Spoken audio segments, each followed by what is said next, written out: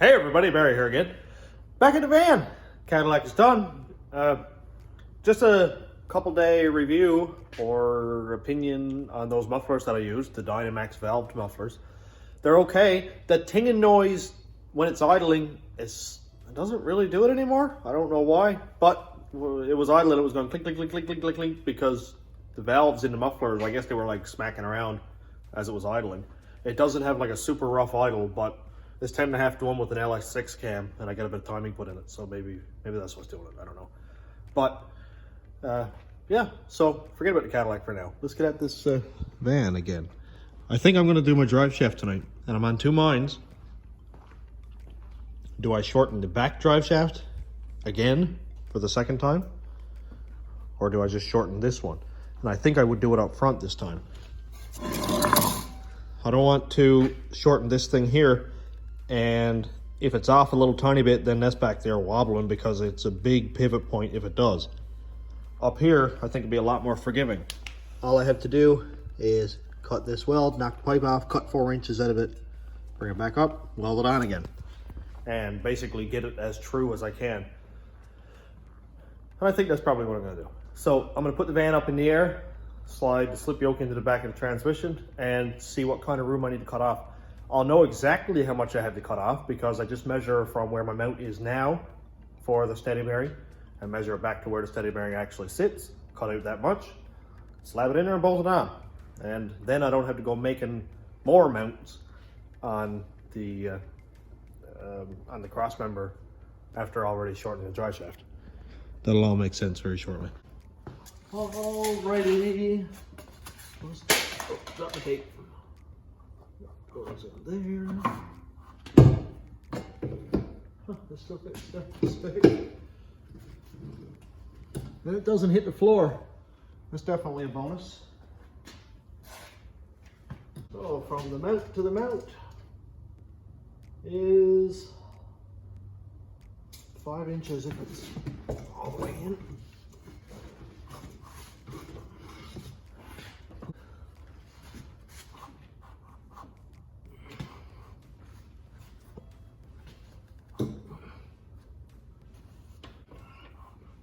Huh, a lot of pressure behind that. I don't know why.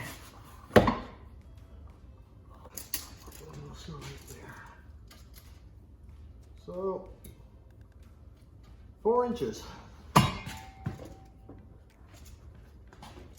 I'll cut this drive shaft off 4 inches, and then everything should line up again, hopefully. I've already got a video on cutting up the drive shaft, shortening it, welding it back together, pretty much in-depth video. So I'm gonna buzz through this one on time lapse. If you wanna check out that video, I'll put a link like here or in the description or something like that. And maybe after I can start at transmission lines because I think that's next. But knowing me, I'll go do something completely different and forget that I just said that. So hang in there, it's gonna be a ride. Now before I do that, I'm having a little bit of trouble getting the cam in this engine. It's a bit tight, so I guess we'll just... It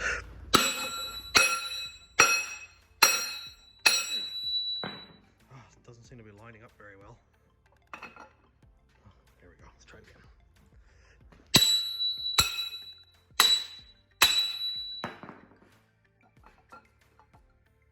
Man, these GM cams are tight.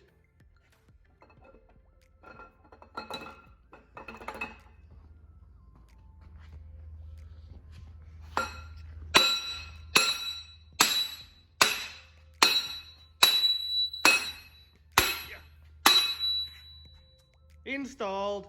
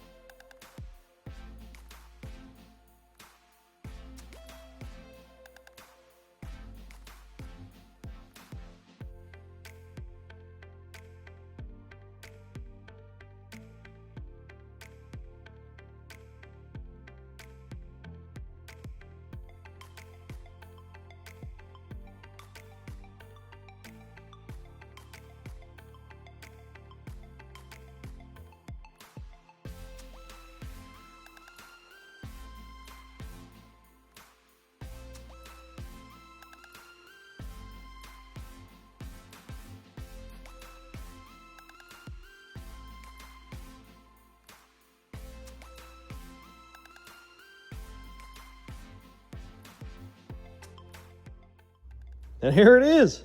It ain't perfect, but it'll work. Or it ain't pretty, but it'll work. I'm probably gonna end up making a sticker that says that if anybody wants one. Yeah, it's welded. It's solid. I'm not. I don't hate it. It looks perfect. I'm happy. So while I'm waiting for that to cool down a little bit, I figured I would go over a couple small just updates or whatever. The battery box worked out awesome. As you can see, I trimmed it down here. Now I know it doesn't look like much like that, but it's out about a 1/4 inch or so that the tire, when it goes over, is like well away from it. So that's not going to hit. Everything's good there. Also, Jeff keeps saying, that's going to ground out. You're going to burn to the ground. It's not going to work. Battery in a steel box, terrible idea. So this is for you, Jeff. I don't have it in there yet, but this has your name written all over it. So hang on. There you go. Now it's literally written all over it. So he suggested that I put something in there or scrap the whole idea altogether. But this is like 1/2 inch, I don't know what you'd call it, anti-fatigue mat or whatever. It's really thick stuff. It's like impossible to tear. It's wicked. So I'm going to cut out the square of that and I'll put it on top of the battery. You know, I'll like glue it to the roof of this box or something like that. And when I go to put my cables in, I'll cut the size of the cables out of it so that the cables can go up through, and probably cut the diameter of the hole in the foam a little bit smaller so that there's no chance that the cable's touching the steel and grounding out that way. I want to go triple safe with this, so that'll work. Also, my buddy Jonathan Wiseman messaged me. He's like, hey man, I got your old fuel cell, the one that came out of the rat rod. He got it off me with the intention of putting it in his Civic Hatch K24 turbo, all-wheel drive, 6-speed standard.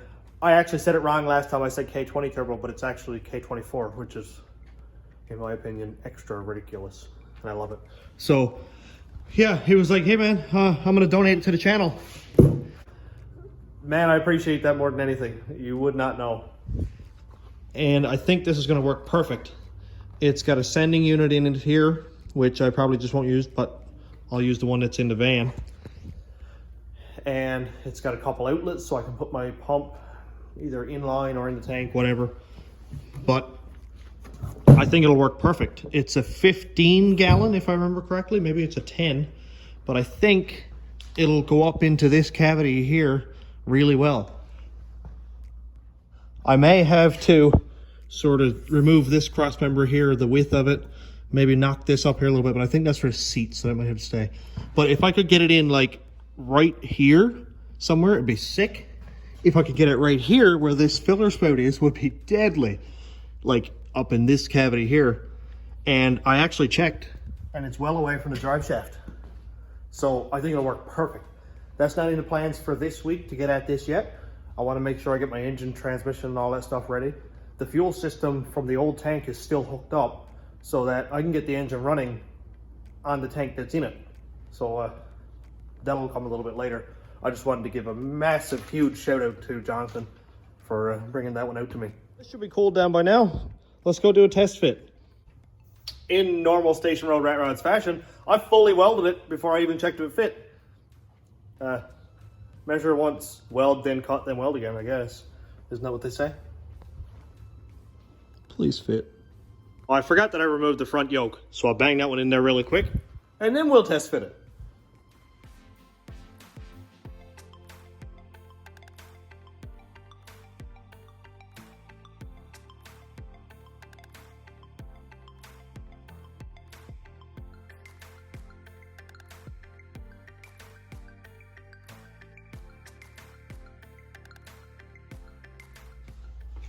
Well, the front half fits.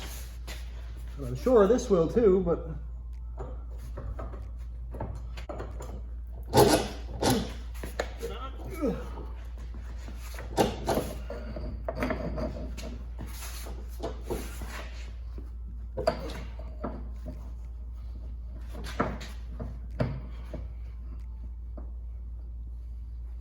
woo, we have a drive line again. Everything's in the transmission really nice. right back to the steady bearing. I only just got it laid in place. Drive shaft, and I don't have any bolts put in here, but everything fits. That's too cool. I like it. Oh, I'm so happy with how that went. That went awesome. The drive shaft is done. I've been thinking about it for a few days now of what to do, what part to cut, what drive shaft to shorten. I was initially going to do the rear half, but I figured, well, I already cut and welded that one. I don't want to jeopardize the strength of that yoke anymore, which I don't think is be any issue at all, whatever. But I'd rather cut and weld once each than twice on the same one. Now that the drive shaft is done, and I have it took out again, just so I got a little bit of headroom up there, I actually am going to start at the transmission lines, which is kind of a big surprise because usually I end up in a totally different area and never actually get anything done. Here we have regular 4L80E transmission lines. This is the factory stuff off the van, or at least I think they are. They could be off of that ugly yellow GMC that I scrapped. Anyway, they'll go click and hopefully they won't leak. You can see that the transmission fluid is disgusting, which makes me think actually, yeah, they were off the van because they had new tags. Anyway, these are brand new lines. They come off the van. The van's transmission was absolutely cooked, so I'm going to cut out a couple sections of this line, meaning I'll hook it to the transmission, leave all this because the engine and transmission are stock, and then probably cut it off right here because I'm not going to be using the stock locations for the transmission cooler because I have a fairly big tube and fin transmission cooler. A lot of people say the plate and fin ones are better, but I just don't have one, so I'm going to use the tube and fin. I think it's like 12 inches or 14 by 8 or something like that. It's fair size. I'll grab it later on anyway and show you. But yeah, I'm going to cut these up so that I can kind of manage them in around there because it is a tight spot, and probably cut away some more of the floor because that's also super tight. Well, I pulled a big dumb and hit the wrong button and didn't actually record this, but not a big loss.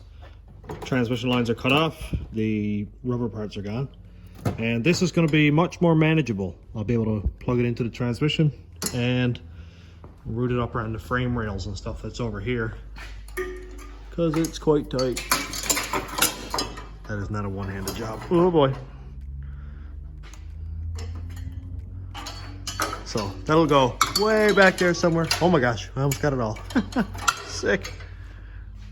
So I'm going to go up inside the van. You're not gonna be able to see anything, so I'm just gonna get the plasma cutter out and just zip out the spot that needs to be cut out.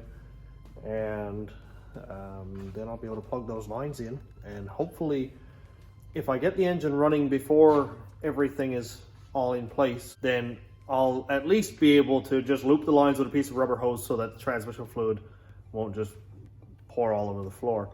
But for right now, I'm gonna go cut the floor up. It was kind of a hard spot to see, but I cut the floor around where the rear and front transmission line are gonna come out to. And it'll be a little bit easier to see it up top, but the lines are gonna come out here and then basically go forward. And the front one goes down and then forward. So I think this will be enough room. When I'm ready, I'll case all this in and make a transmission tunnel out of it.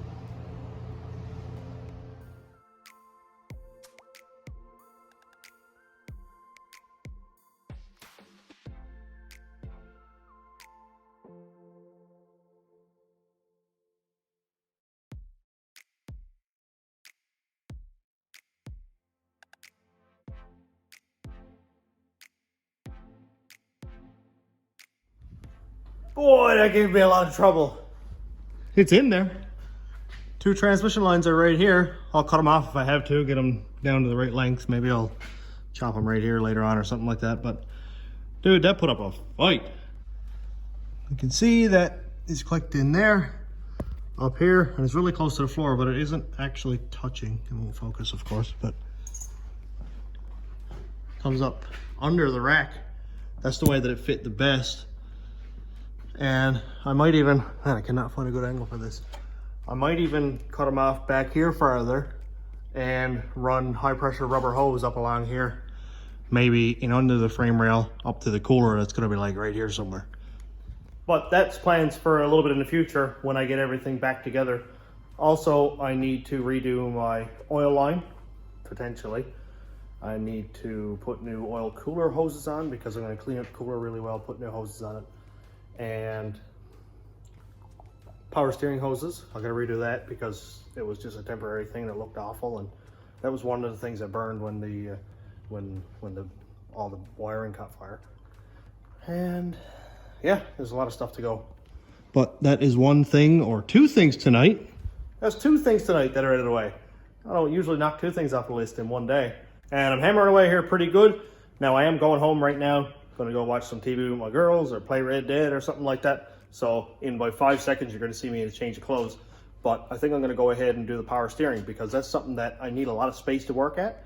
But I can do it while it's pretty much empty in the engine bay. I can just bolt on the power steering pump and run my hoses and then worry about all the rest later. Well, I'm back. That was a long couple of seconds. And I got my favorite shirt on, or one of my favorite, except for the LS one cast made. That one's sick. Yeah, so I'm gonna go ahead and bolt on the power steering stuff, which is over right here.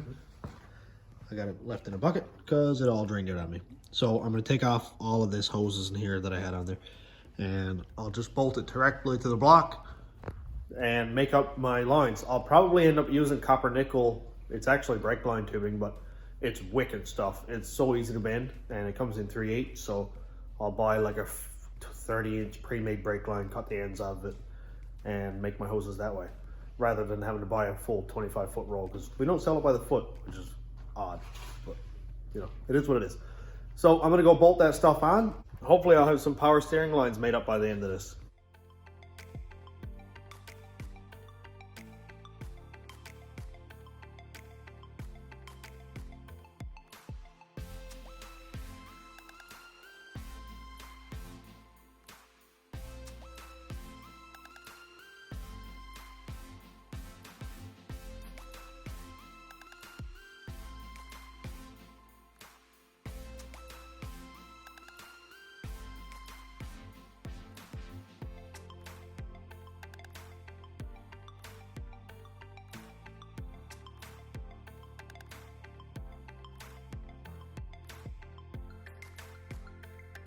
I'll apologize in advance because it's quite dark up here and it's kind of hard to see it, but let's check it out. Obviously it's not finished yet, but the pressure line comes out of the back of the pump, goes down here. Now I'll try to bend it around a little bit the best I can, but it's going to go back from the block, go between the rack and the cross member right here, and then go into the pressure hose that's right here. And of course, it isn't long enough, so I'm going to make that connection with a piece of copper tubing. It's not really just copper. It's actually nickel copper, or NiCop. And this stuff is awesome. This is actually a pre-made brake line, and this stuff is wicked easy to bend. Because I have to make like a 90-degree or tighter bend, I'm going to use this copper nickel. Steel is cheaper by about half, but these are pre-made brake lines. So if anybody wants to use this, the part number is CN-620. I'm also going to use 3/8 compression joiners. These part number are D62-6. And I'm going to bend it with this machine here. Powerbilt 648-484. I don't normally bend it with tools. I just go and wrap it around a socket or something like that. But I want this to be kind of neat looking, and I don't want to kink the hose because 3/8 is kind of susceptible to kinking. Even this copper nickel stuff is wicked soft. It bends awesome, but I'd just rather not ruin a piece if I don't have to. So I'm going to use that. Now I don't need 20 inches of pipe to do this, but that's just the shortest one we have. We sell a lot of this stuff, and we're out of 8s and 12s right now, but it comes in various lengths from 8 inches up to 60 inches. So there's lots of applications for that.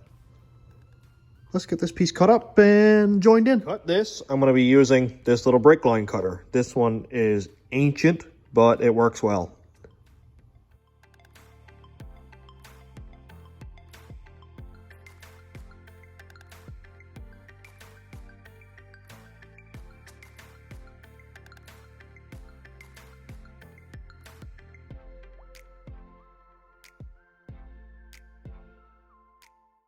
Well, I tried. It's valiant effort. This stuff just won't bend past, say, 40 or 50 degrees. Now, it might have had something to do with this tool not wanting to accept 3/8. See how it doesn't go in there? I kind of just nipped it in the vise just to see if it would kind of flush in there, but it just sort of flattened out the top. So I guess copper nickel, potentially a shade over 3/8, or maybe this tool is wrecked. But light at the end of the tunnel. I found this piece. This is one I had cut off, and when I did the line previously, just as a temporary, I actually had this one joined onto here. But what it looks like is it might actually work really well up this way. So that compression joiner will just screw right back onto there, and then this can just join onto right here with the compression joiner. And I can even put a small mount right here using those rubber strap things and like a self-tapping screw or a bolt or something. One of these things right here. So this might work out for the better.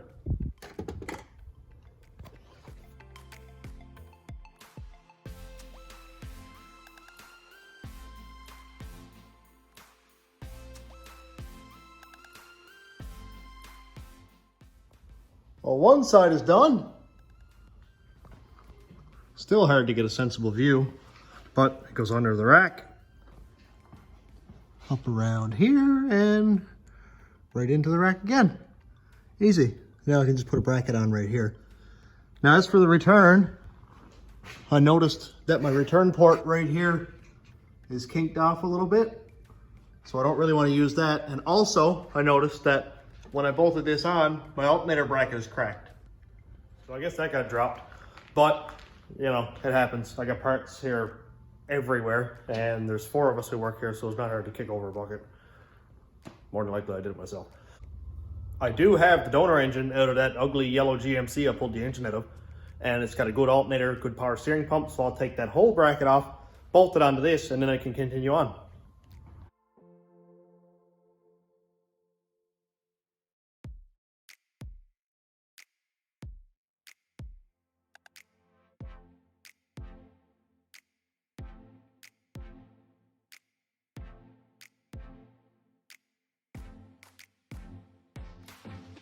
Well, I got the alternator and power steering pump bracket changed, and it looks way more at home now, considering this is rusty and gross.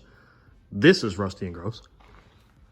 This stuff's all good, and this alternator, I'm really hoping is going to be good, because the last one kept draining my battery, because anytime that it was plugged in, oh, it got a good smack too when it fell down. I didn't see that.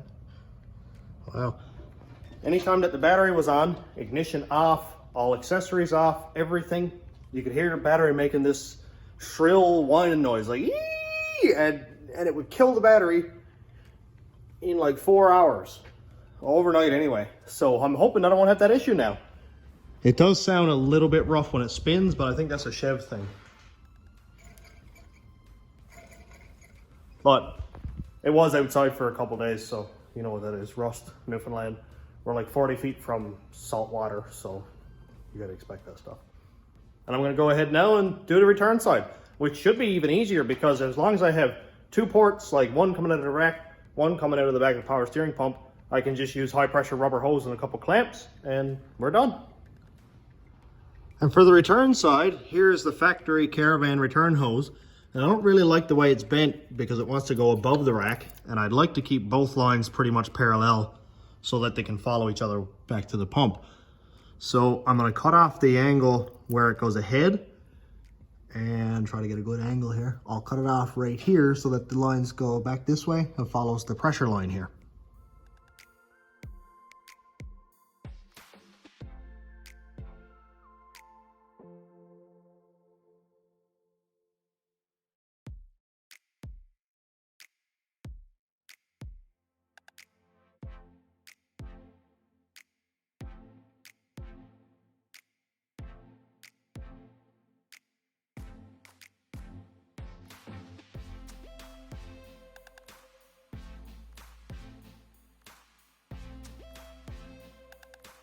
This may not be the last placement of, you know, this part of the hose, because it kind of goes up around here.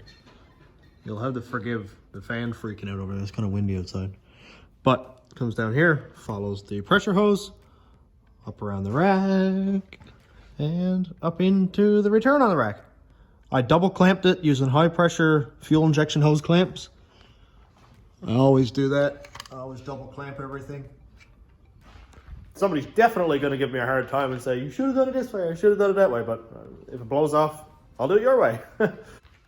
So I'm going to go ahead now and finish it up and clean up the shop. I'm not going to pour any fluids in anything until it's all done. I have no idea why. I guess I could just pour it in now, but just used to it. So I'll finish that up later on. The next thing I would say I'm going to start doing is the wiring.